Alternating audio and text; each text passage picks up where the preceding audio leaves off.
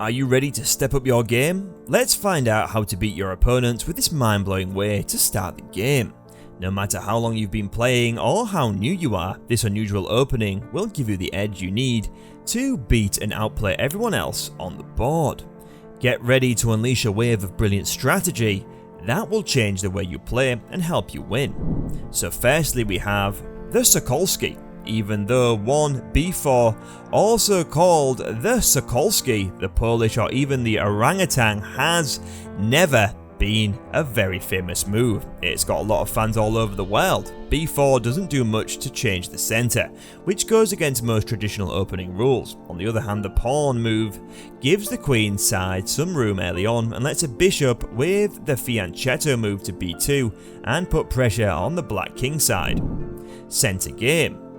When white plays 1 e4 e5, he or she usually plays 2 nf3, or less often 2 bc4 or nc3. However, 2 d4 is also a good choice. Most of the time black will take with 2 exd4. White can then move into the centre game by winning 3 qxd4. Even though this move puts the queen in the middle of the board where it's easy to attack, there are still ways to play that give white a good situation, even if it isn't a big advantage. Denmark's move. White can play more boldly by giving up a pawn and playing 3 c3 instead of the more stable centre game. If black takes 3 dx c3, white can play 4 nx c3 right away or risk another pawn by playing 4 bc4. Which lets cxb2 and 5 bxc2 happen.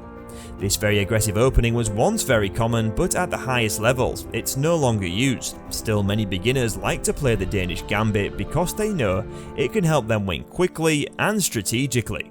Baird opening. 1 f4 isn't unheard of at any level, but it also is not one of the most common moves for the first move. Baird's opening is played by a small number of grandmasters at any given time. They are drawn to it because it's an unusual opening that still has some formal rules to follow. Blackmar Damer Gambit. The Blackmar Damer is a common move for players with 1 d4 after 1 d4 d5 2 e4 dx e4 3 nc3 and a quick f3. White will get a quick lead in development in return for a pawn. When a player knows how to use the Blackmar Damer's many lines, the traps, it can be a dangerous tool. Latvian Gambit.